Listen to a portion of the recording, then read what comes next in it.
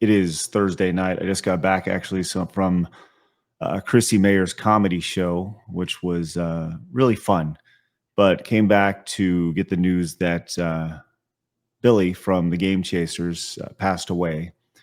And I've known Billy for a long time. And I've, just like everybody else, I heard the struggles that have been going on, things that they mentioned online. Jay, his partner in crime from the Game Chasers, is keeping everybody updated. But unfortunately, cancer got him. And I know that he fought because that's the kind of guy that Billy was. I'm not going to tell you that we had the greatest relationship, like we were BFFs or bros, but I think that speaks to whenever I saw him, when I did see him, he treated me like, I was a friend he'd always known. I'm incredibly sad. I'm incredibly sad for Billy's family, obviously Jay. And I'm sad for the fans of the Game Chasers who won't be able to go on any more adventures with Billy. And I went back because I know we had Billy on our show several times, especially early, and we would DM each other and just talk to each other about things. Always, just whatever was going on. And Billy was a man of character. He cared about what was happening in society. He wants what's best for everybody. And I think that's, when you see somebody like the news like this happen, it hits hard. So I went back on our channel and I found an interview that I did with him from late 2023. This is just 2 years ago now, and I wanted to reshare that with you guys. We talk primarily about Game Chasers, retro gaming, collecting, things like that, but wanted to play it in its entirety for you guys, just to give it new life, because I think it's important for you guys to see Billy. He was so passionate about what he was doing. He was such a good filmmaker. He's just a talented guy. And I know that there's a lot of people who are going to be hit hard by this. And you can see just from the outpouring of support online. And I think that's, once again, it speaks to what a great guy Billy was. So wanted to play the interview for you guys. Please, that I don't, from what all that as of tonight, there was no GoFundMe or any sort of way for them to, help pay for any of the medical procedures or funeral or whatever it is they decide to do. I don't even know how that's going to work, but go and binge watch all of the Game Chasers and give them all of the money that you can, just from watching ads and whatever, because they're going to need it.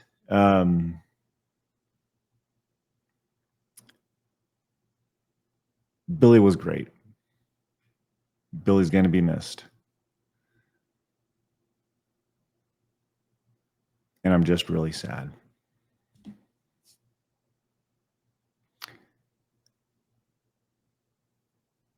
Rest in peace, bud.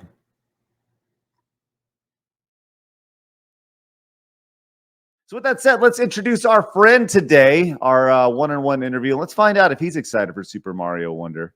Hey, it's Bill from the Game Chasers.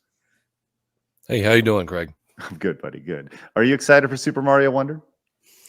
I am. I actually saw your reaction to it, and I've heard other people's reaction to it, saying it's the best side-scrolling Mario game since Super Mario World, and that being one of the best video games of all time. I cannot wait. Just don't want to get my my hype too high and possibly be let down. But no, it's exciting. My kid actually is super excited for it too. He's been watching the Nintendo Direct announcement. It's like a 12-15 minute video. Not the announcement, I guess, where they kind of go over things. He's been watching that over and Really? over again. Yes. Oh man, isn't it awesome to see kids like how excited they are over certain things and how they literally will just watch things in loop. I remember watching, the old Ninja Turtles movie. It was just you'd watch it every day. It was just something that you did. You just put it on and put on the VHS and you'd watch your favorite movie. And it's like, all right, Once it's it's super over, fun. you just watch it again. Yeah, why not? Why not? Right. Yeah. That's awesome. Well, what are you doing tomorrow? Are you doing anything exciting? Do you want to come over and Just play my Mario normal Wonder? stuff. Just my normal stuff.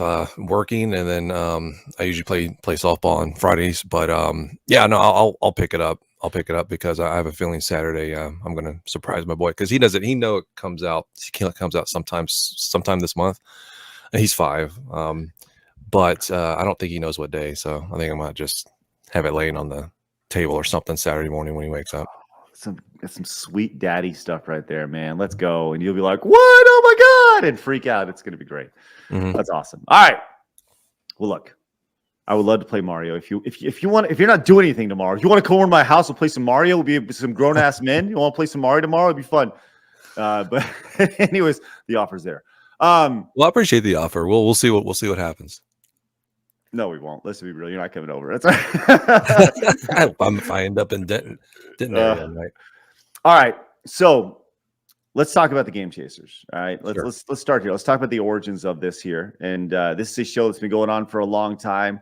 You and Jay started this thing forever. Like, how did the idea for this thing come about? And who went to who? And have you guys been friends? I don't know. Talk about the whole relationship. Yeah, so I've known Jay since about 99, 98 or 99. We both worked at Blockbuster Video. Let's go. So we were we'd always hang out after work and play Nintendo 64 because that's what was out at the time. PlayStation, a lot of Nintendo 64 wrestling. We both grew up with NES, Super Nintendo, and so we just kind of we're vibing already. Always hung out, did all kinds of stuff. Had a group of friends and all that, and then we just kind of some people, when you have a group of friends over time, some people drop out and you never see them again. They go off and get married. They go have lives. We just kind of always stuck around. And eventually, I guess it was somewhere around 2010. Yeah, it's around 2010. I've been watching other people create YouTube channels and have websites talking about video games, like you guys, Screw Attack, for instance, and others I was watching, like Happy Console Gamer, Gamester 81, Pat the NES Punk, obviously AVGN as well. And I thought, I love video games. I come from a video background. That's what I do for work. I make, usually at that time, it was corporate videos, nothing really creative. It was just cut and paste corporate boring videos, but hey, paid the bills.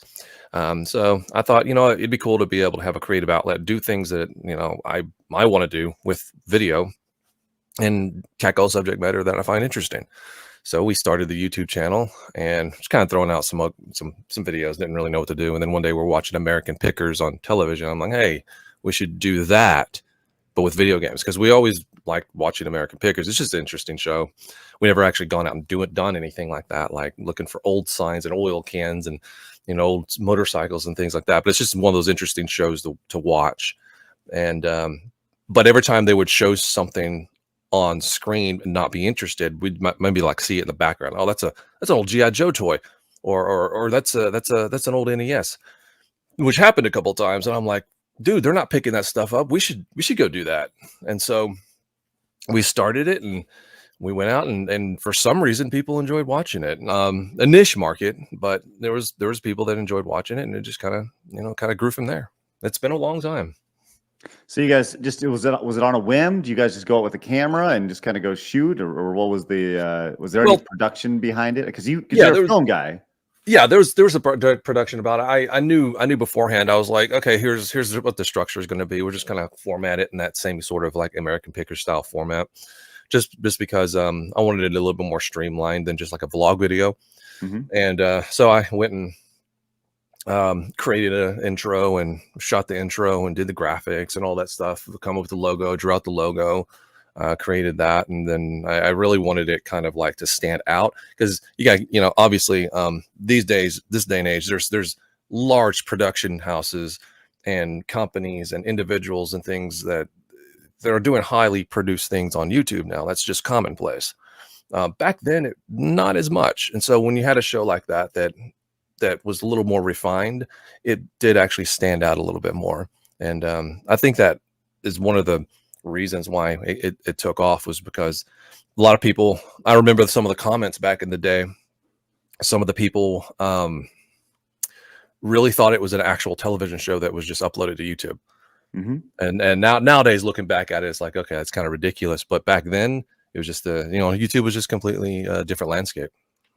Well, it was almost one of those things as somebody who was, at Screw Attack, my job was technically the program director, right? Mhm. So I would see shows that I thought were good, and we'd want to be involved with them, right? And I'll say this: at that time on the internet, if you had an intro, you were a step above everybody else, right? And if you had an ounce of production attached to what you're doing, and you were not filming your screen, like Yeah. that was a very big deal, Yeah. right? Because it's funny because you mentioned the inspiration behind behind the show being like American Pickers, right? And that was the inspiration behind like a show that we did as well. Everything, obviously Death Battle was inspired by I think it was called, God, I don't know, Deadliest Warrior on Spike TV. And Okay. so people talk about like all these original ideas, like, and I'm sure Deadliest Warrior was inspired by another show. I'm sure American Pickers was inspired by another show. There's always this waterfall of like, you're always inspired by somebody else's work to create something. But this Yeah. the show certainly did have a really good production value attached to it, and it still does. I mean, you got your production value is great. Have you guys ever been like actually explored the TV route of the show and pitched it to networks and such? Many times, many times. There have been at least 4 occasions where over the last decade where somebody has come up to us and said, usually it's a production company that has previously worked with companies such as like maybe Travel or History Channel, so they have a working relationship, and they say, hey, we want to use what you do and kind of refine it, a little bit, and pitch it to the networks. And we've done it a few times and nothing's come from it. One time we actually had the opportunity to it was a little bit more because it was more of like a direct sort of communication from somebody with the History Channel. Maybe I shouldn't have said that, but whatever. um It but won't be what they bleeped out. what they wanted to do is like they wanted to what we do, what we've always done is authentic. Like when we go out, we're gonna either find something or not. Now, the days that we don't find anything sucks, but it's just 2 dudes and a camera. We really haven't lost anything other than time. When you're talking about a production for a television show, they're not going to tolerate sending out a production team to go shoot a show and have nothing that they can actually use for the show because it's all just nothing was found or anything like that. That's a waste of money. That's a lot of resources that they're not going to devote to that. So if we were to sign up for one of those shows, they would make sure every time that we found something, so that's just the reality of it. And Mhm. we were told in no uncertain terms that that's what was going to happen. And we're like, we're not going to do that. And then there's been other times where somebody has saw our show, and this was like the most recent. It was like a couple of years ago. Actually, I think it was before COVID, but they wanted to basically take our premise and do it with like have a toy guy and like us, and then like something else. I can't, maybe it's like comics or cards or something like that. And they wanted to have a show with like all three of us. And we actually did a Skype interview and all this other stuff. And Mhm. they just never panned out. TV is difficult to break into. It's like there's a lot of people that like to kick the tires, and then you just never hear from them again, or they want to change fundamentally who you are. So it just, for whatever reason, just never worked out. So you have these opportunities. They're like, look, there's, first off, so you're telling me that the shows that are reality shows where they're searching for stuff, that stuff is planted, Billy? I think it's not, it may not be all planted. Like, I don't know. But they do absolutely know what's going to be there beforehand. They absolutely know what's going to be there. I'm not saying like American Pickers, they're going to have like this big garage, and I'm not saying they may plant that super rare motorcycle, but they know that super rare motorcycle is going to be there before they go in. Because it's a waste of money if they go somewhere Right. and there's nothing to find, and that all that footage, all that day, thousands of dollars just spent on filming, down the drain. And you have schedules to meet and deadlines, and you have to get episodes out on a weekly basis. That's just not going to happen. They're going to make damn sure that you find something every week. And so with us at the flea market, finding a game or whatever, that's more difficult than American Pickers, because what are you going to do? Go to the flea market, scout it out beforehand, see that there's something there, and then send us in? That's just, Right. it doesn't make any logical sense. Okay, so, but these outlets have said, well, you're definitely going to find something, and we're going to more or less plant it there. And your response was like, nah, that ain't going to work. That's not how this show works. A lot of people think that we're scumbags, but we've always stayed true to who we are. And hey, look, if things might change if they offered us $1 million, maybe your everybody has a price, and your principles go down, well, I was going to say, down the drain at some point. But no, I mean, yeah, that's something. Once we told them, Jay and I straight up told them, like, you're not going to change who we are. We're not going to fake things. And it just didn't work out. They were kind of like, yeah, maybe we can figure out a different way to go about doing it. Maybe, well, let's just talk, let's figure it out. And we never heard anything back. Right. It was one of those like, oh, okay, cool, we'll think about it. Yeah, right. Yeah. So, okay, well, I mean, let's take a step back and let's say, like, what if they did offer you, I don't know, even just the opportunity, right? Okay, let's say they're going to pay you X amount per show, right? Mhm. But the idea is that you're on something like history. You have the opportunity to expand your audience with the idea of well, maybe that wasn't necessarily authentically there when but maybe a producer may have planted, whatever. Yeah. But I don't know. Like, do you think back and be like, well, that it could have been pretty good. Again, it's yeah. But honestly, I just don't think the premise of our show fundamentally would work well on a television show, just because of how we go about doing it. But man, as long as I would entertain the idea, as long as it's not us literally trying to trick the audience and thinking that we randomly came across something. Like, we're not, if we were to say, hey, yeah, we were just we were going to this flea market today, and we just stopped in on a whim, and lo and behold, we just came across this rare game, and it was crazy. I was so shocked. Yeah, that's you're straight up lying at that point. But if you're just like, hey, we're going to the flea market, and oh, there's this cool game, and we knew it may be there because somebody had scouted it out before, not planted, but scouted it out before and said, oh yeah, dude, there's stuff over there.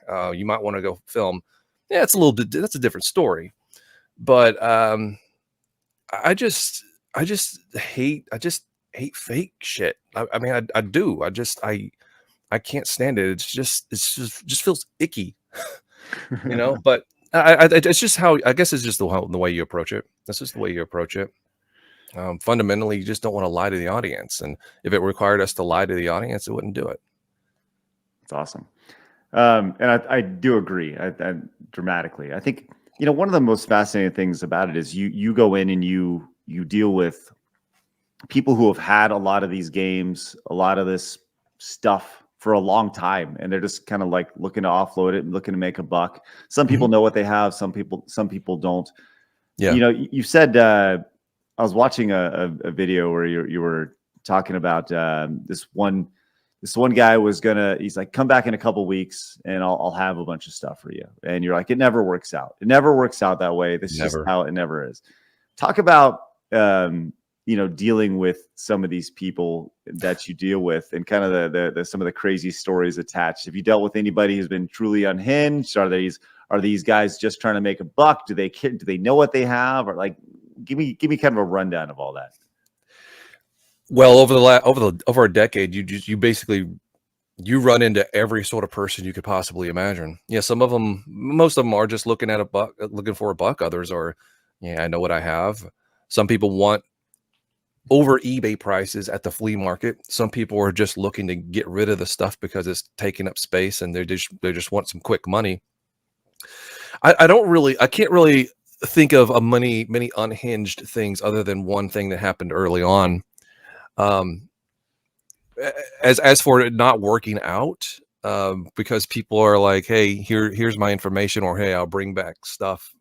I know what you're referring to, and yeah, that was irritating because that was like 2 hours away, and the dude did not want us to. He didn't want to give us his number or any contact or anything, so we couldn't verify. He was just like, "Yeah, come on out." So we had to drive 2 hours out, and just for him to say, "Yeah, I didn't get a chance to go to my storage unit." Ah, Yeah, I was like, "This is why we wanted your contact, so we didn't waste all this time coming back." Um, they're really uncrazed. The unhinged. I put crazed and unhinged in the same word. I'm morphing them together. But anyway, that's yeah, okay. it was early on. We were actually in the process of shooting episode 2. Now this footage never actually aired because it ended up sucking anyway. But we were at Trader's Village, which I know you're familiar with Trader's Mhm. Village. We're at this booth. This lady has games everywhere, and there's a lot of PlayStation games. And I picked up a PlayStation game. Now I don't remember exactly what the game was. I feel like it may have been like Metal Gear. Maybe Metal Gear. I don't know what it was. Point is, I opened it up because, hey, look, whenever you're buying a disc-based game, don't you want to look at the disc and see if it's all scratched up? Isn't that something that you would just logically want to do? Of course. Well, not in this lady's world. In this lady's world, when you open up a PlayStation game and look at the disc, you're stealing. Mm. And she started screaming at me in English and in Spanish, saying, "You are stealing from me. Get away. I am calling the police." And I'm like, "Look, you crazy bitch. I didn't actually say that. I am just looking at the disc. Like, you really want me to buy something sight unseen and I get home and all I get are errors? That's not happening." But anyway, she's like, she must have a photographic memory because literally a year later, I Oh, you were locked in, and huh? this She knew and you, this huh? and this was actually caught on camera and was in an episode. Around a year later, we're at that same Trader's Village, but at a different area. So she had a different booth set up at a different area. And I walk up and I don't even recognize the lady at all because, hey, look, I look at 100 faces a day during this. Like, I don't remember, but she remembered me. And she had this giant Game Boy case. It's like an old school storage Yeah. for an old school Game Boy, and it's in the shape of a Game Boy. I picked the thing up. It's clearly got stuff in it. And she says, she goes, $30 or whatever. And I don't know if I don't know at this point she recognized me. However, she ended up eventually because I'm holding this thing and it's like, okay, cool, $30. I wonder what's inside because clearly this thing has does it have the Game Boy inside of it? Does it have games inside of it? You know, when you're saying this is $30, there's a big difference between an empty case and stuff, case that's got a bunch of stuff in it. So I'm trying to open up this thing and it's like jammed or something. I'm trying to open it up and it set her the fuck off. She was like, "You're trying to steal from me again." And when we had a friend named Terrence who was from Canada actually hanging out with us that day. And he's like, "What the hell is going on?" And she flips out, literally, because I'm just trying to see what's inside of this case. And on top of that, she goes to all the other vendors that was beside us and said, "Do not let them come into your booth. They're gonna steal shit." In no uncertain terms, in Spanish, because somebody actually told us that's what she said. One of the vendors who spoke Spanish, she's like, "Yeah, she's telling us not to sell to you because you're stealing shit." I'm like, "What is going on? What? Jesus. What?" So have you seen her since? No, Or did she we die of saw an her a couple of years. aneurysm Yeah, we after? went to. It was a few years after that. We went to the Traders Village again and saw her, and just kind of like, you know what? I'm not even gonna walk in her area Mhm. because who knows what she's gonna accuse me of now. I haven't seen her in a long time though. Yeah, I mean, maybe she died of a heart attack from all the stress she's putting herself under from making sure nobody opens her games, which is crazy. I'm gonna sell a bunch of stuff. You're gonna take it, whether or not you look at it or not. All right, well, so you've dealt with crazy people, but I'm sure you've also probably had some pretty good scores over the years. Like, what are some of the more rare or weird items that you've been able to score over the years? Wow, that's really crazy that you would ask me that, because I actually have a few things right here. It's really crazy that I actually asked you to prep things before the interview, but that's okay. Just in the interest of transparency. So let's do a little show and tell. Show everybody what you got. All right, so I've just grabbed a few things. Now, obviously, I've gotten a lot of stuff Mhm. off camera and before we started shooting the show, but I've really kind of just grabbed a few things that were featured on the show. This isn't too terribly, uncommon, but it's pretty cool. It's one of the Atari porn games, and I got this in Whoa. Philadelphia. This is Philly Flasher, and what this game is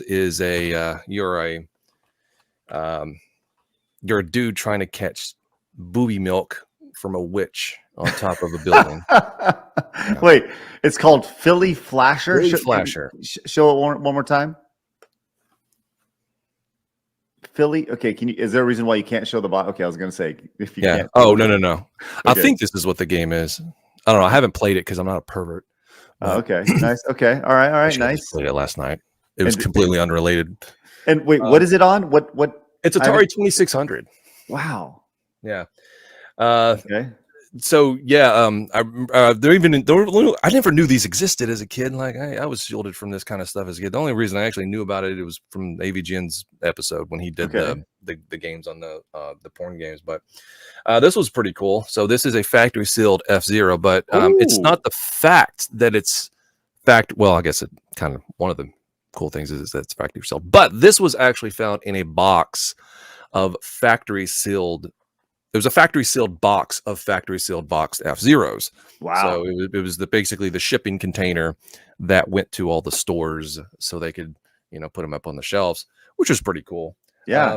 I- Like when did you get that, and how long had that been sitting there? Oh man, that's been a long time. That's maybe 10 years. That was early on. And I believe I paid $10 to $15 for that.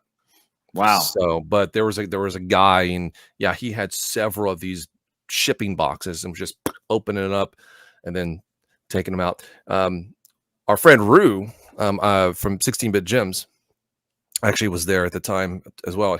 I think he bought an actual shipping container off of him. Right. Which is pretty cool. I always dream about that too. I was like, man, there's got to be like a really cool like box of like unsold. Just they were shipped to the store, and the store maybe went under and just never did anything with them, and they're just sitting under a pile of crap at a flea market or in the back of Yeah. some store. Like, did you ever go to that store, Discount Electronics in Arlington? Mm-mm. It was a store that sold a bunch of old computer stuff. It was like, think of like just an old store electronics store. And this went out of business maybe like 3 or 4 years ago. And we went there and found all kinds of just obscure stuff. Like there's just so much of it. Like I didn't want to bring it all down, but we're talking like factory sealed Atari games, factory sealed ColecoVision games, and all this stuff existed because it was sitting in the back of the just back of their room for literally decades, and they just decided, hey, let's put it up on the shelf, and we just went in there, a couple bucks a piece for all this Wow. stuff. And this was recent, like maybe 5 or 6 years ago when we did that. But I've always dreamed about that kind of stuff. That's some of the coolest finds of kind of like new old stock that's just been sitting around. I love And it. obviously, for those of you who are familiar with the show, we got the Oh, yeah. Flintstones here. So this is one of the rarest games on the NES, and this was actually found at a game exchange.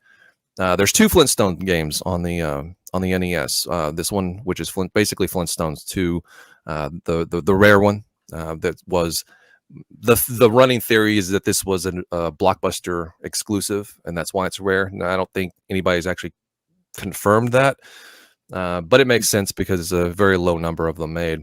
Is this Treasures of the Sierra, whatever? No, this is Surprise at Dinosaur Peak. Okay. Yeah. I'm trying to see the value of these things on price charting right now. So. Yeah. So the other one, the Dino and Hoppy one, that's the other one on NES that is it's very common. Mhm. It's maybe like $15-20. I don't know these days. Who knows what it may be, like $50 these days, but it's the common one. At the time, go ahead. Oh, I was going to say, for those keeping track, the loose price for this right now is $1,400 for that game. Yeah. So Yeah, it's awesome. pretty crazy. It's pretty crazy. But this was priced for at the time, it was in their system as the cheap NES game, the Dino and Hoppy, which I think was $4.99. And so whoever checked this game in when it got traded in, they was like, oh, Flintstones, and then they marked it as the Dino and Hoppy one. Now, funny thing is, it actually still had the label. I think it had the label of Surprise at Dinosaur Peak. It's just the in the system, I guess, the overall system, because this is a chain store. They just had them both marked at the same price. Bunch of idiots. Oh, they're so dumb. Yeah, I mean, hey, it worked out for us and became one of the key moments of the show where people were like, holy crap. Thing is like you go out and you do this as often as we do, it's just inevitable. You're going to find something crazy, and it's just going to happen. It's just statistics, it's a numbers game. You just have to consistently try it and do it. You're going to fail way more than you succeed. The last thing I have here, this is cool just because it's the crazy sentimental personal story attached to it. We were actually on our way back from MagFest, and we found this old video game store that sold retro games in Arkansas. This was around Malvern, so it's a little outside of Little Rock, and we just kind of randomly came across it and it's like, hey, let's go inside and see what they got. And the guy there who actually had been buying inventory from like all around the area and even into Texas. He was buying a lot of his old inventory when other video stores, rental stores and things like that would go out of business. He would buy up their inventory, and he's been doing that for decades. Well, one of the places that he was actually buying some of his inventory from was Jar Nintendo. Now, Jar Nintendo is a rental store it was in Grand Prairie. I don't know if you were ever familiar with it. No. Okay. But this place was where we would always rent our video games growing up as kids. And we would just go there constantly. And this store in Malvern actually had this sign, which is a Super Nintendo display sign that would go inside stores and, kind of show, hey, we have Super Nintendo games, so you want to come inside and get Super Nintendo games. We got them. One side is actually sun faded, so we know that this side was actually the side that was right, towards the window. So this was definitely hanging up in a store, and he proceeds to tell me, I see the sign at this store in Malvern, Arkansas, and I'm like, this is cool. I didn't have a lot of money at the time because we had just blown our wad at what little wad we had at MagFest, just going there and coming back. So I had just $20-25. So I ended up getting the sign because I just thought, hey, whatever game I come across, I can find that anywhere else. But this is a really cool Super Nintendo sign. I really think it would look good in my room. I kind of want it.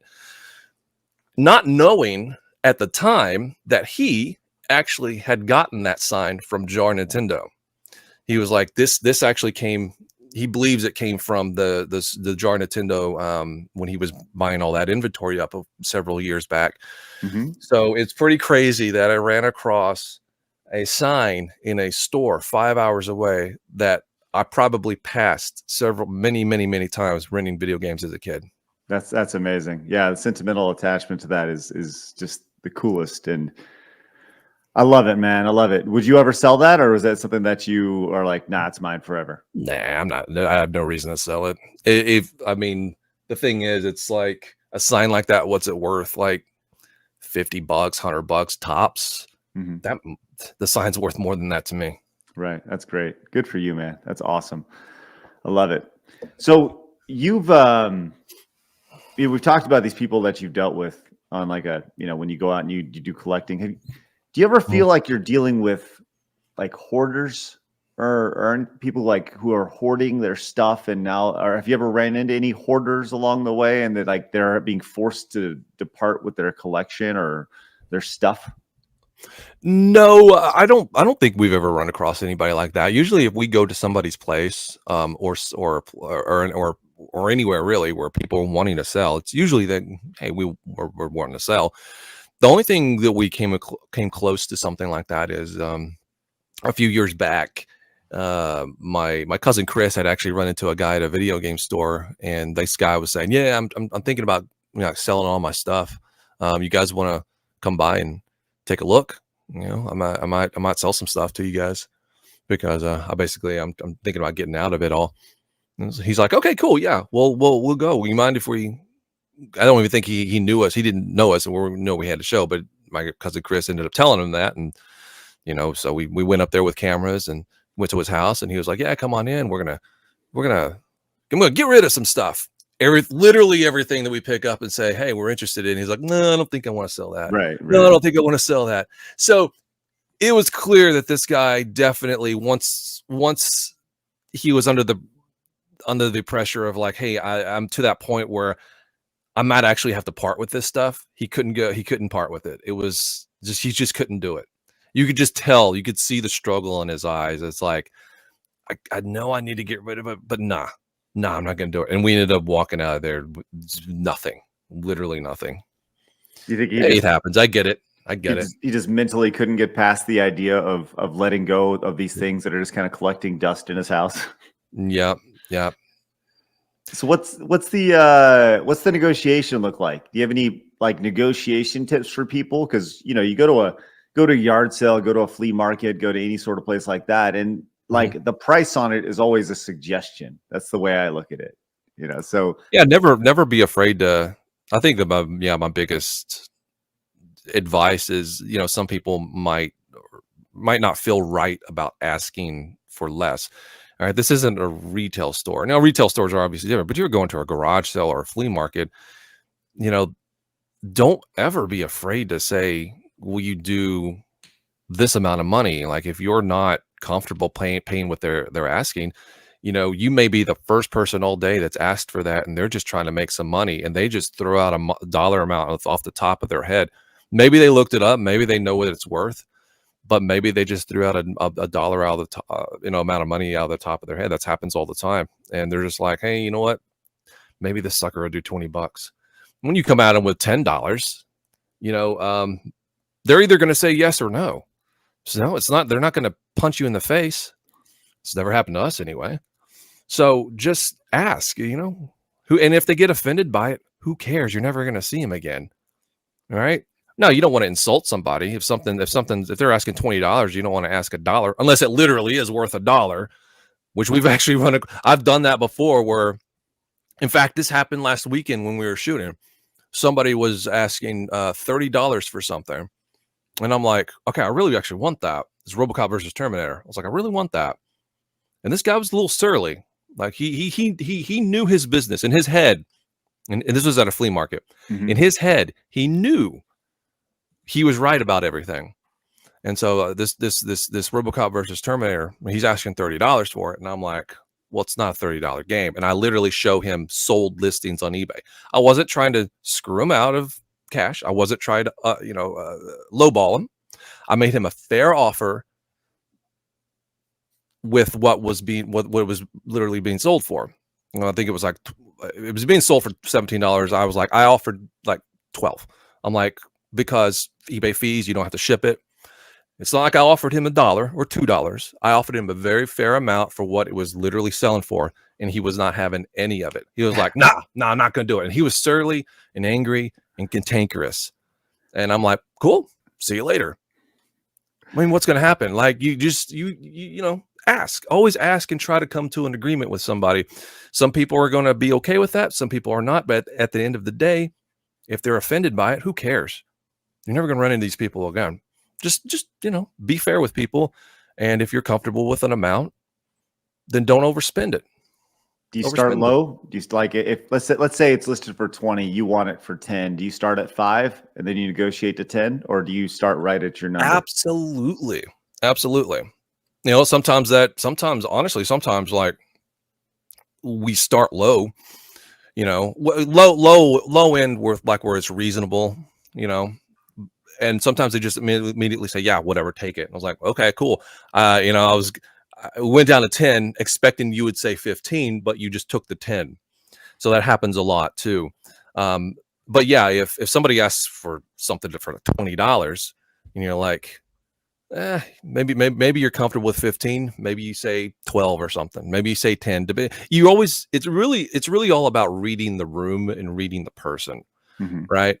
Because you always, whenever you come across somebody, you get a certain vibe from them, and generally, a lot of times you'll know generally if like, what number am I going to say that's really going to like, they're going to say F off, or are they just going to say, okay, that's reasonable. I can work with that, but let's come to more of a fair agreement. And so a lot of it really is just reading the room and kind of getting a sense of, what you should or shouldn't do. But the first step is just getting over the initial maybe apprehension of even asking, because so many people I've run across just don't like, if somebody says, hey, I'm asking $20, it's either I'm going to pay $20 or walk away. They're not willing to say, hey, will you do this? Because, hey, look, you as a person walking up trying to buy that game or whatever, your opinion matters too. So if you're not comfortable paying that, but you are comfortable paying something else for it, speak up. It's almost like you're the only, like, you want to have this heart to heart with the guy, be like, I'm the only person today that's interested in buying RoboCop versus Terminator. Like, I'm literally the only person who's going to make you an offer today. Like I guarantee you, Karen over there is not, or Susie or whatever is not going to offer. Like, oh yeah, RoboCop versus Terminator. Oh yeah, let's pick it up. Like, this is your chance. Not only is it your chance, it's my chance to pick this up. Yeah. And look, it's changed over the years. When we were early on, when we were starting to do this, we did lowball a lot. And we kind of got a reputation for lowballing, but that's just because we were broke as shit. And plus things weren't as expensive as they are now, but let's talk, go ahead, continue. Yeah. So we a lot of times, we would definitely lowball. But you evolve and you change over the course of 10 years, right? You start kind of learning like, okay, this is more of an appropriate way to handle things or do things, and just kind of grow a little bit, but still try to be fair with what yourself, and accept that, like, hey, look, I'm willing to pay this. And if it's more than that, I can walk away. It's no big deal. But if you want money and I'm standing here and you want my money, this is what I'm willing to pay. If you're okay with that, let's make a deal. If you're not, no worries. All right. So you touched on something that's actually, I think everybody's seen it. Obviously, there's been inflation across the board in the United States, but in the gaming space in particular, the retro gaming space in particular, the inflated market is just insane. You have games that were going for $5 that are now going for $60, $70, $80, $100. And when you walk into any sort of store, your jaw just drops at the price that these people are asking for these games. So there's a few things there. I asked Twitter, as always, or X, I'm sorry, if they had any questions for you. And our boy Dan Vask actually wants to know if you had any general tips for collecting in the current inflated retro game market. Man, honestly, I think literally everything I just said, like, especially if you're if you're going to a retail store, the price is the price, generally speaking. There are there are gonna be some owners they're like, hey, look, you know what? I'll work with you. We run into that all the time. It's not just because it's us. But generally speaking, they need your money more than you need that game, right? So don't overspend on something, especially now. Like, everything's inflated, and there's a particular game that you want. I don't know. I keep saying that, like, prices are going to come down, but like every time I say that, they just keep going up. But I feel like there will be a time when the prices come down. Like, everything is on a bell curve, like literally everything, because the guys like us who get older.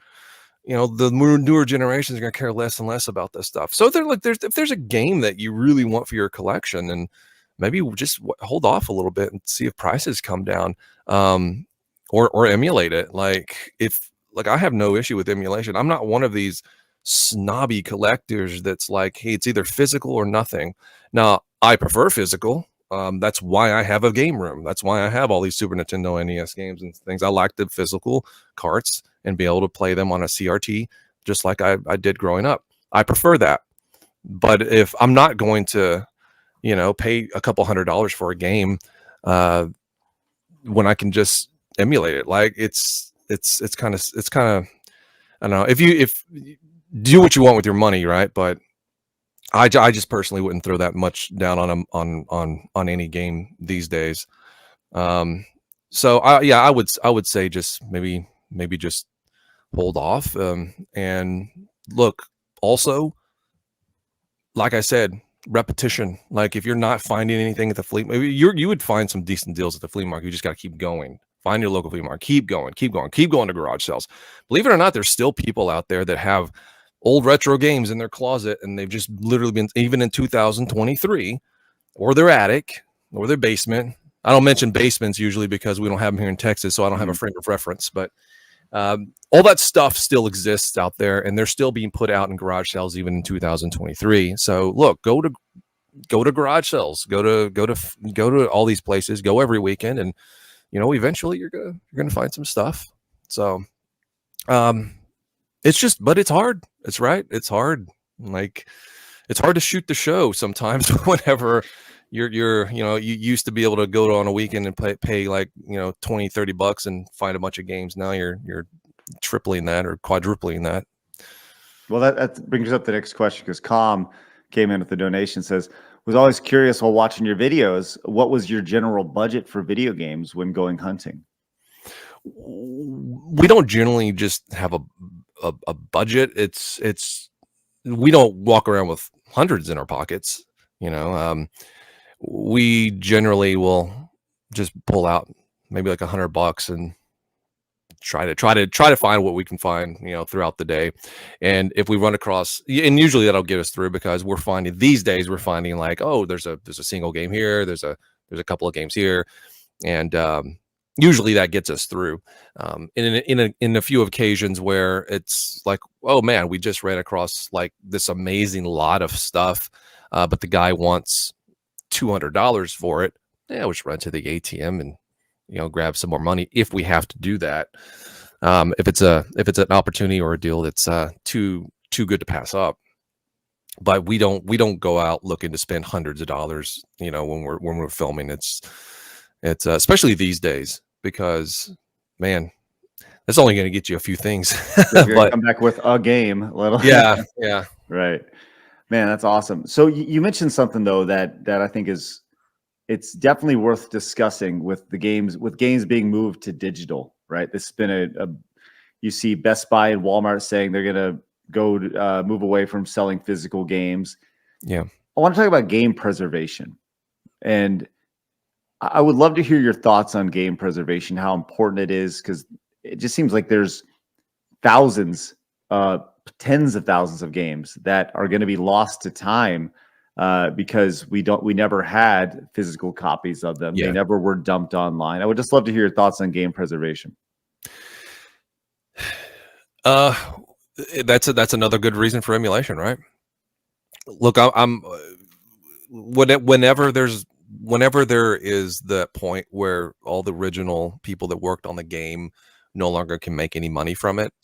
If the company has gone under or they're no longer selling the game or it's just going to go out into oblivion, um, just yeah, keep that emulation going. It's like MST 3K with circulating the tapes. Just keep that alive, keep it going. Because look, there are some really amazing artists out there that helped create some of this stuff, and it'd be a shame for that to kind of go into obscurity, have their work go into obscurity like that. And generations from now, maybe they touch somebody in some way because this random game that they made that just kind of went into oblivion, somebody just discovers it, and it's just crazy to think that they could affect somebody, generations down the line. But that'll only happen if it's still preserved in some way. The physical is obviously makes it easier, but even these carts, these NES carts, they're going to rot away at some point. So eventually everything's going to have to be digital if you want it to be preserved. So I really do. Yeah, I think that's super important. And it's, I guess in the grand scheme of things in life, it's not too terribly important. But if you're, if you want to respect the video game industry and respect the people that worked on those games and all that, they need to be kept alive in some way, in some sort of fashion, just like movies and music and everything that people have created over the century. Yeah, I think of with movies, you look at these movies that were produced 100 years ago, right? And they go back and they look at the film, and the film is all rotted and it's corroded and it's Yeah, gone forever, right? Which I think makes it that much more important to look at these games from the Atari NES era to make sure that they are most of those games have been digitally you know uh, digitally ported over. They're available to pretty much if you want to play a game, you could find a way to play a game. hmm But the games that have been released, I think of like starting on the Xbox 360, maybe in PlayStation 3 era, where there yeah, were games that were just released just for those. They were exclusive to those consoles, maybe on the Wii. I go back to there was a set of games on the Wii that Konami put together. They're called the Rebirth games, the Contra Rebirth games. I think there was a hmm Blaster Master Rebirth. There was all these Rebirth games, and they're just gone. Like you'll never play these games again. And there, you may be able to watch them on YouTube. You maybe, but you'll never be able to play them again because I'm pretty sure they were never emulated. It would be really cool if there was some sort of industry standard that said, or some sort of industry handshake agreement or rule book, because these are private companies. You can't exactly, make sure, them do something, sure, but some sort of handshake that said once a game is developed, once it's done, there's a digital copy available to it, after I don't know, whatever X many years, uh, like almost like a giant archive that's just there. But yeah. that'll never happen. That'll Yeah, never happen. yeah, I mean, because as you said, it's all these different, private companies who just may not value it in the same way. Some of them will, obviously, some of them will, but some of them are not going to value them in the same way as you and I, and they're just going to be like, well, we're just trying to make a buck. Who the hell cares? So Right. it would be nice, but I guess it's a pipe dream. It is. It is. It is totally a pipe dream. Um, let's talk about video game culture as a whole, right? You've been doing this for Mhm. a long time. You've been in the space. You said you were playing games in the obviously 90s. We're about the same age.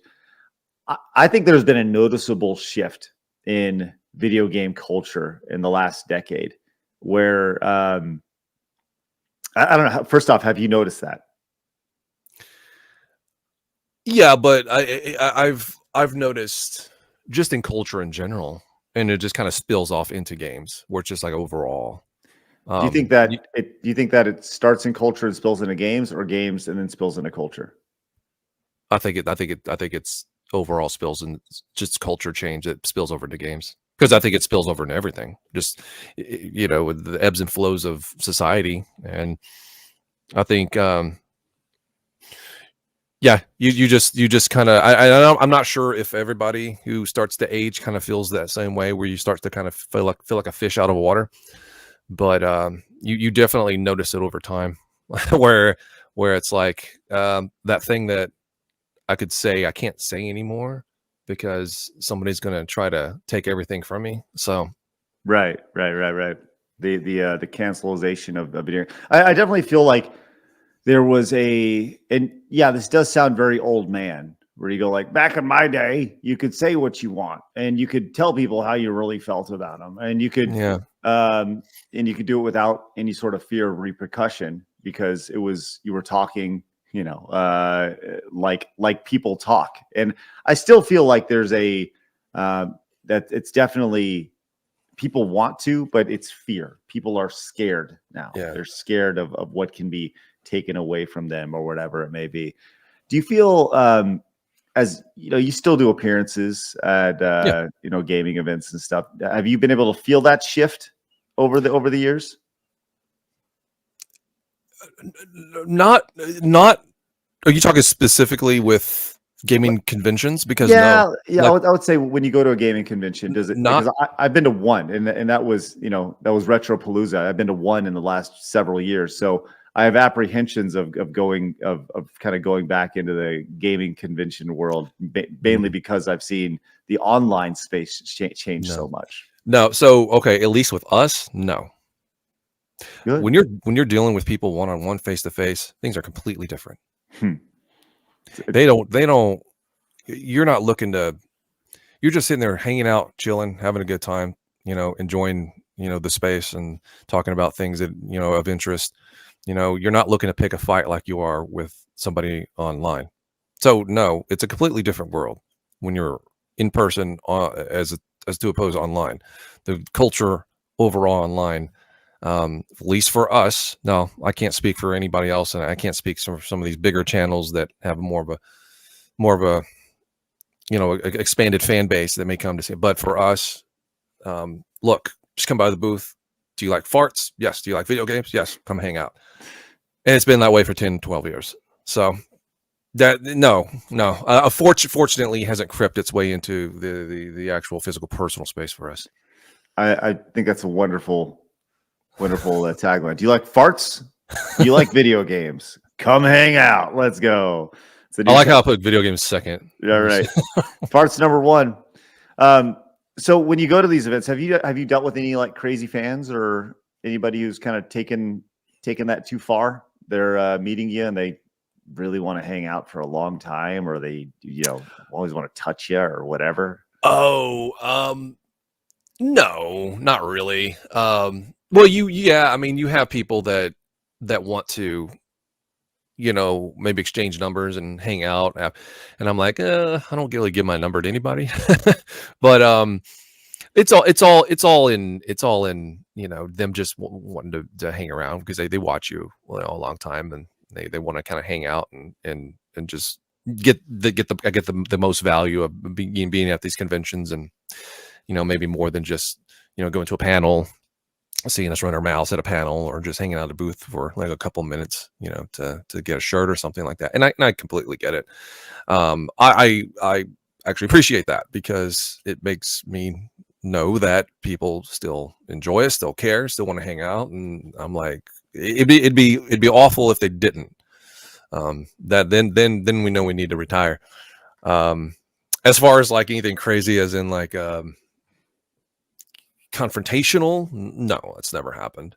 Because you do have people online who really don't like you. Oh yeah, they've never once come to us and said it in our face, though. Although out of the 12 years of doing these, and probably 50 conventions that we've been to, funny how that works out. But no, I wish I had some kind of story like that, but that's unfortunately never happened. Why? I mean, I literally, like, right before we went live, I was like, I was doing one last search, and I found this group of people who really don't like you. Why do they not like you? What have you done to them? What did you do to them, Bill? I'll answer that in a second. I actually saw Rich's comment about the Chris Chan screaming at the yeah. So that whenever Chris Chan infamously broke down at too many games and started screaming on the floor because he was going around, I guess, trying to kiss random people, and they were going to kick him out. Yeah, he was right in front of our booth when that happened. But I was more talking directed towards us when I answered that question. I'm sorry. Let's back up. I don't know this story. What are you talking about? So do you know who Chris Chan is? Okay.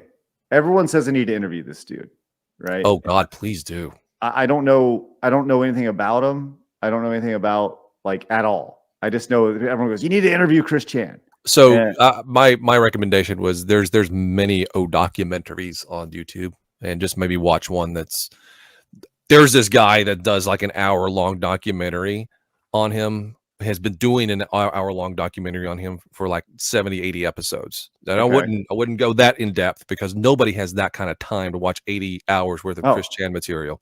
Apparently Chris Chan is a woman now. So that's I just learned this. So there we go. I don't know.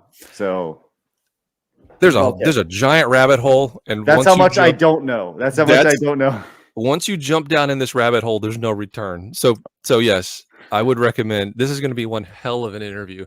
Oh my God, I will pay money. Please in the chat, please everybody super chat for Craig to interview Chris Chan. Please let's make it happen.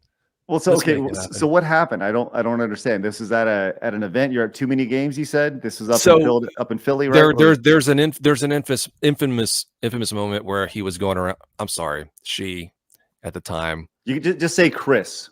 Chris. Well, I think it's technically Christine. Well, you're just shortening to Chris. Your buddies. That. No, anyway, so Chris was at Too Many Games, thinking it was a good idea to go around and kiss random people. Oh, because that's normal. And the showrunners were like, "Yo, you gotta leave. You can't be doing that. That's called sexual harassment." And so Chris decided to, instead of leave, drop down on his knees and have a nervous breakdown, screaming like a child having a tantrum. I can only get. Is this it? This is it. Thank you.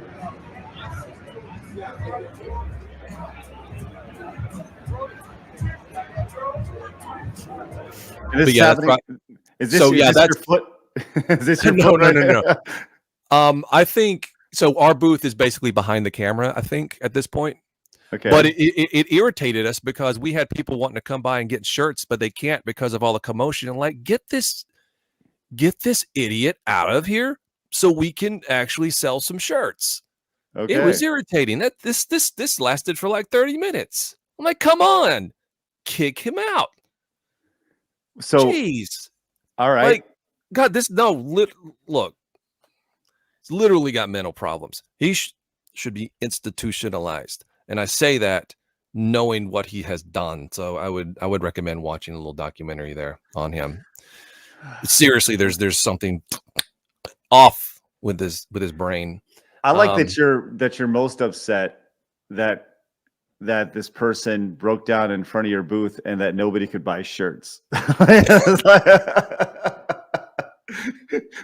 Like this fucker breaking down.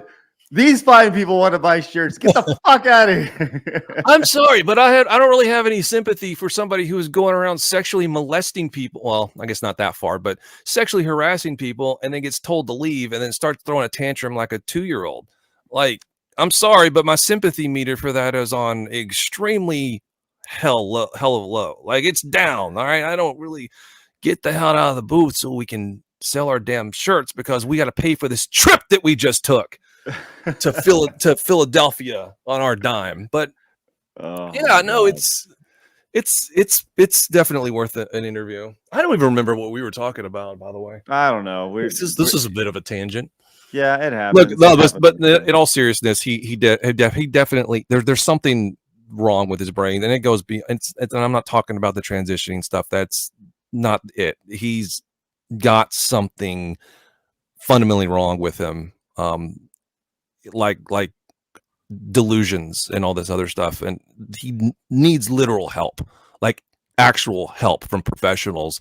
And for some reason, his entire life, he's just not gotten it. Like he needs help, meds, something. It's insane. Good luck to that person. I guess that's the only way. The only thing I can say about it. Good luck. Yeah. I don't even know where to go with that, which is good. Yeah. But Well, if you can get him on, oh my God, you would have as many people on here as you had the DSP. I don't know. Look, the thing about the DSP interview, which is amazing, is we've far surpassed that interview as far as like we've grown considerably more after that interview. And by the way, I think the interview was great, and we'll always be connected to it. But we've done so many other great interviews and so many other great shows that have surpassed the live viewer count of that since then. But obviously, people will look at that one. But hey, whatever I'll talk to that anybody. number is, this will be higher. he may be the internet's longest running lolcow. Oh Lord, I don't know if I want to go down that road, but we'll see. Maybe one day, but not anytime soon. We'll see how this goes. Oh, okay. So we were discussing people that hate us. Yeah. So why do people hate you? because I don't know, because our faces, we rub people the wrong way, and I get it. Like, I probably would look at us and not like us if I was watching, just from an outsider's point of view. Look, you do things online, some people are just not going to like you. That's just the way it is. True. I think a lot of it also has to do with the fact that we were finding stuff for really cheap, and other people were kind of jealous that we were finding things for cheap, and they just wanted to hate us. But I think just, in general, if you do stuff on the internet, you're going to get haters. It's just the way it is. And we're not angels. We're not trying to, say that we're perfect. We've paid less for things than we probably should have, and probably should have paid more. I mean, we're not perfect, but yeah, we try to do things differently these days. Whose business is that? Like, look, you offered a price, they accepted, and that it is what it is. Like, so they're upset at you about that? There's a few moments that I feel bad about. Okay, personally. Like what? Okay, so there was the store in Malvern where we found the sign. This is just, Mike and Jimmy. There was two guys that ran the store. They were just really cool guys.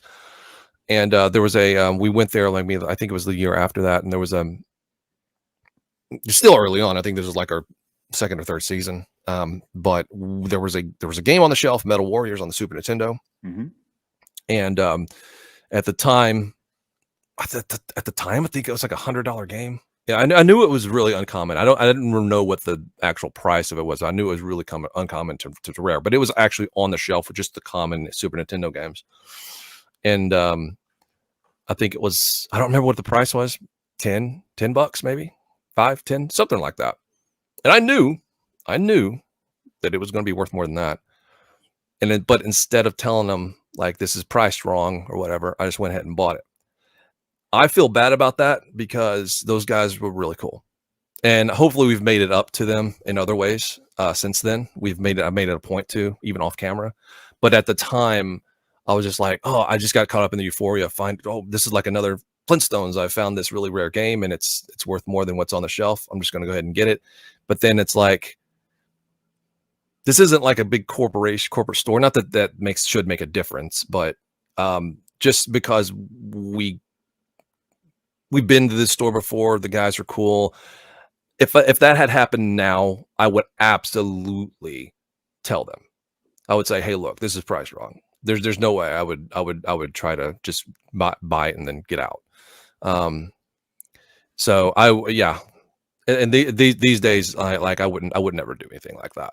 But if I look back at it now and I watch the video, I'm like, man, I feel like a scumbag, and I'm kind of mad at myself over it.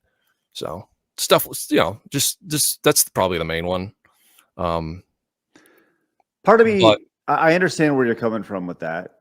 You want to treat people with respect and all that, right? And obviously pay them for their product. But it also goes back to how much did they get it for? You know, did they buy it for $5, want to sell it for 10 and think they're making money? I mean, like, I don't know. Part of me is like, yeah, I get it. The other part of me is like, well, they're the ones who didn't do their job, you know? And so am I the scumbag with that? I don't know. Maybe I am. Maybe I'm getting caught up on the idea of you getting this deal. Yeah, it's kind of a gray area, right? It's like, Okay, if it was GameStop, would it have been different? no. If it was GameStop, I wouldn't care, because it's like they have people in place. It's their job to make sure that whatever they have, and they have a system, you know, an overall corporate system, you know, with people whose jobs are to, hey, this is what this stuff is priced for. If you don't price it right, like, I really don't have much sympathy for that. But this is just like a mom and pop shop with somebody who just simply made a mistake. These days, even if honestly, if it was just a little mom and pop shop and just somebody just trying to, you know, survive or something like that, you know, just owning a shop that selling and doing what they love, even if I didn't know them, like, these days, I wouldn't do that anymore. If there was something super rare on the shelf. Now here's what I would do is I would, if I don't know, whatever, say something is worth $300 and they got it marked for $10 on the shelf. What I would do is I'd go up and say, hey, look, I'd feel like an asshole right now if I bought this because it's worth $300. You got it marked for 10. Because I'm being honest with you, will you cut me a better deal? You know, will you maybe cut it in half for me, the actual value, and see what they say? You know, I might do something like that. I think that's very noble. I think it's very noble. Because I would have taken that $10 and run right out the store. Yeah, I'm blind. So would I. So let's go. Grab it. These suckers, fingers on it. You dummies. Oh, that's good stuff.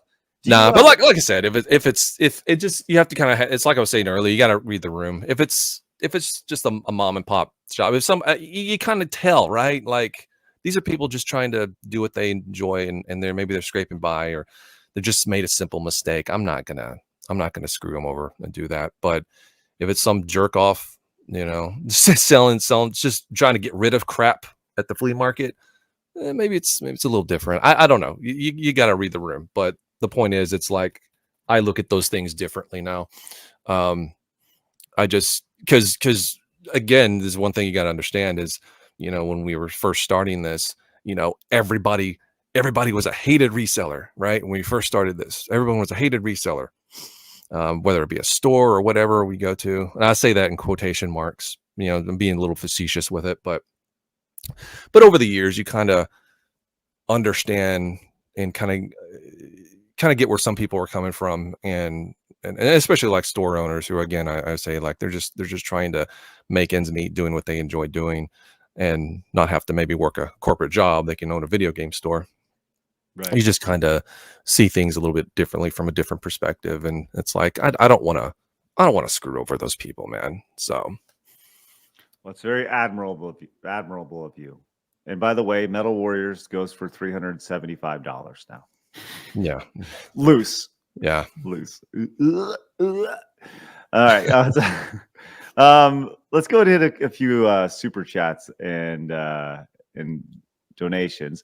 Abdulio says the games on console digital stores can and have been downloaded and extracted for emulation. The Contra Rebirth series exists on the web if you know where to look. But Abdulio, I don't know where to look, and I would love to play those games. But thank you very much, Abdulio. Over on Rumble, we got a couple Rumble rants. One from Dude says, I'm someone who likes to make their own backups to play on emulators. But as a collector, I just got over 4,500 games in my collection. Yeah. Would love to show it off on the next bragging rights. Oh, man, that's crazy. And Dude says, I will only accept a Chris Chan interview here if Papa Gundam is involved. That's nice. Super Sentai Hero came in with the $4.99. Says the store in Malvern moved to Hot Springs. Awful to sell, but claims he knows his stuff. Absolutely does not. Listen, isn't that the case where everybody knows better than the shop owner? Like, everybody does. Like when you want, whether it's, I don't care if it's whether it's video games, movies, anything. Like we all know these idiot shop owners. They're so dumb. It just depends, I guess, right? They're so No, actually, I have been to the new store in Hot Springs, and yeah, the old store was better. I mean, but it just, it happens. DB says, love the Game Chasers. Is Dodongo actually real? He has been AI from the start. Sorry to break it to you. Thank you, DB. Appreciate it. Deep cut. Orthodox Monk says, the best pulls I got was Sealed Super Mario Brothers 3, gift from a relative. Sealed Adventure on the Atari 2600. Sealed Adventure on the Atari 2600 for $20. And a loose Splatterhouse on the TurboGrafx 16s for $5. Ooh, man. It's good stuff. That's Nice. damn good. Yeah, good stuff. And we'd like to hear you chat. What about you? What's the best pulls for you guys? Love to hear that. RGT's in the chat, my boy. RGT, can't wait to get you on the show. Would love to have you on soon to talk. I can't stand that guy. That's the worst Nintendo YouTuber there is. Oh my god. That guy says Chodes are a pretty cool bunch. All right, sounds good. Enjoy your farts. The Bad Elf says Chris was locked up for literally being a mother effer. He's out now, but I don't know. I don't think he's allowed on the internet. Okay. He actually uploaded a video the other day for the first time in like a couple of years. Ooh, man. By the way, these may be the biggest fighting words on the channel ever spoken. Billy sucks.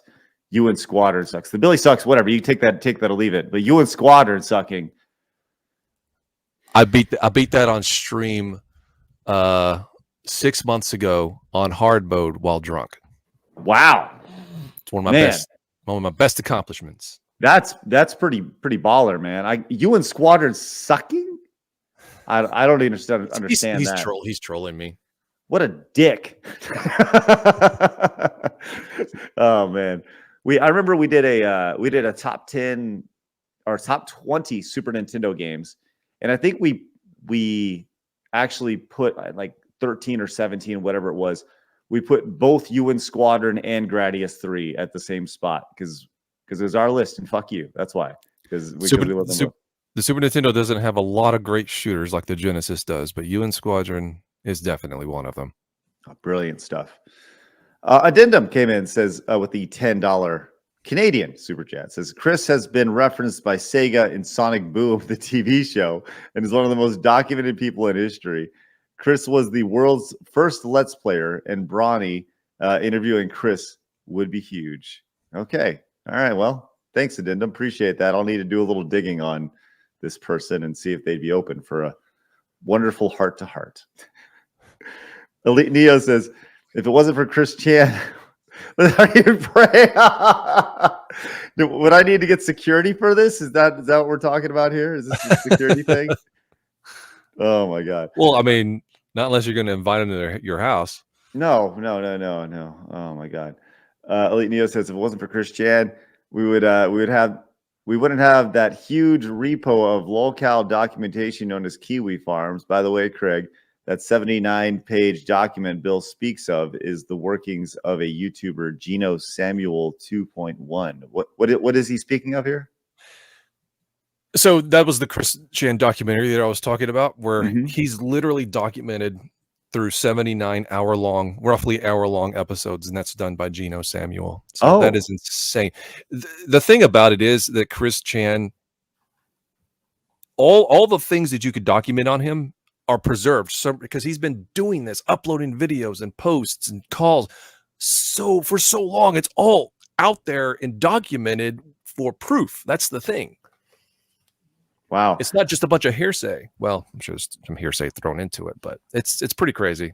I mean, I just pulled this guy's channel up, this Gino Samuel person.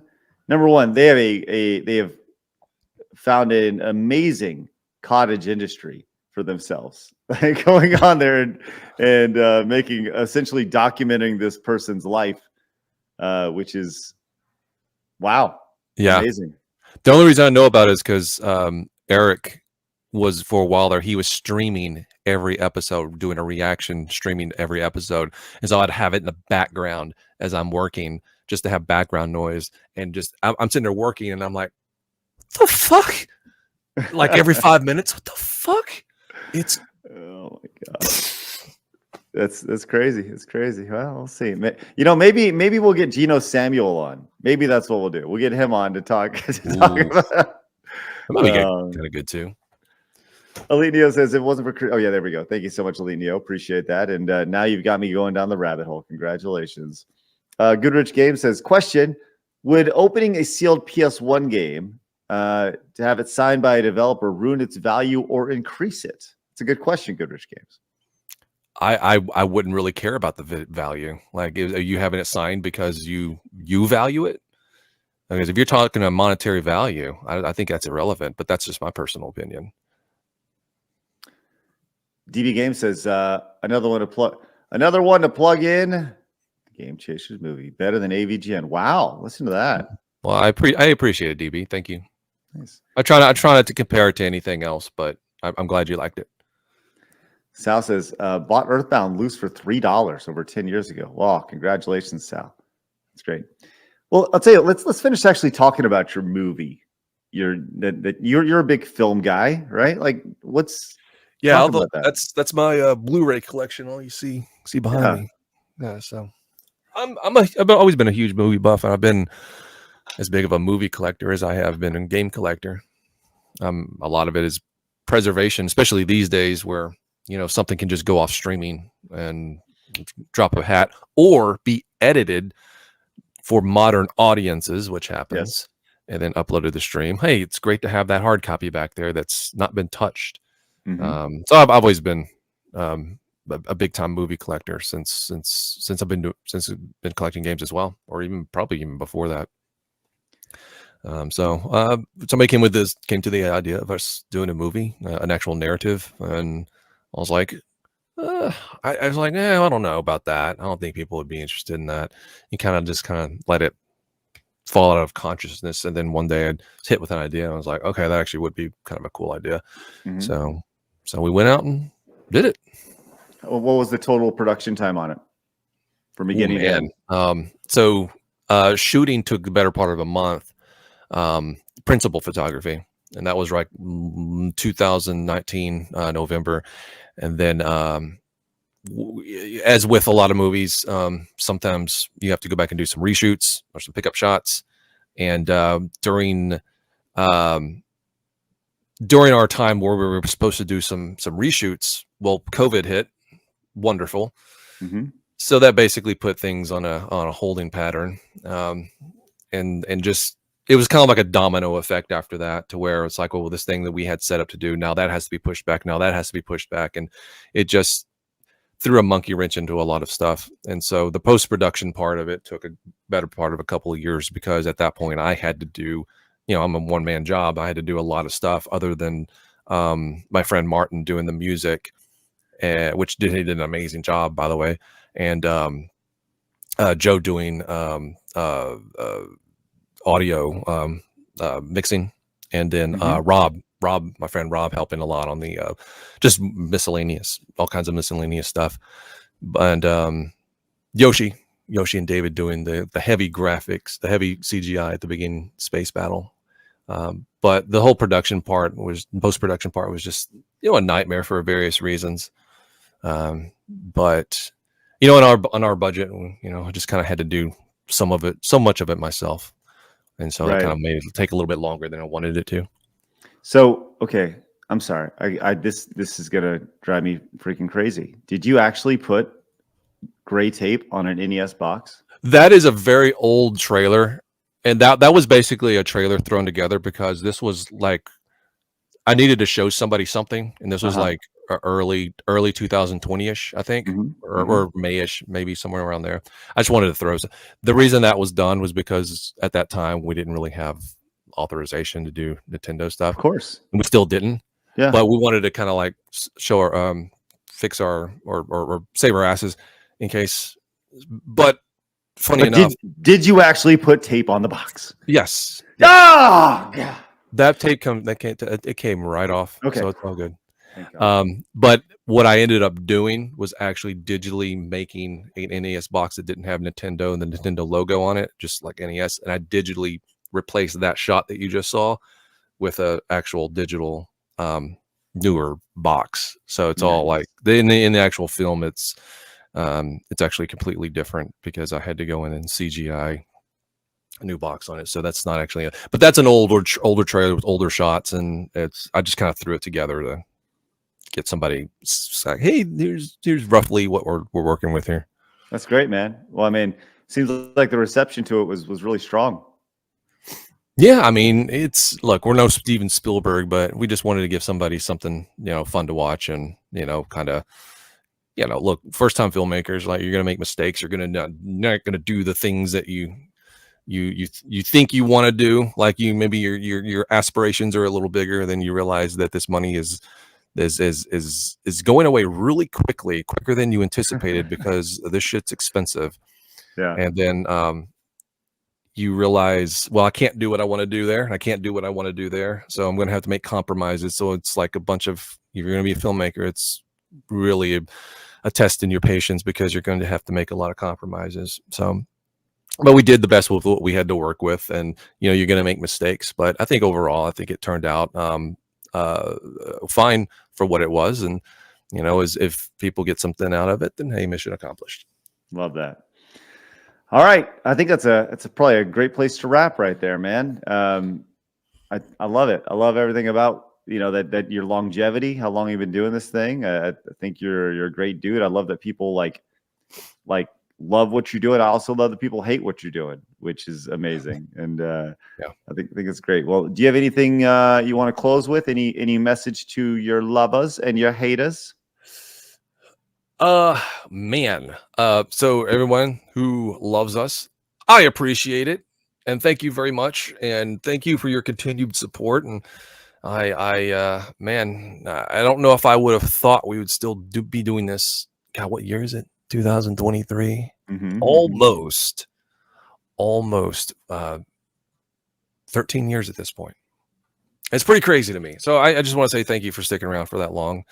And for those of you who have come across us recently, thank you for coming across us recently. And for those of you who hate us, as long as you keep hate watching, hate us all you want.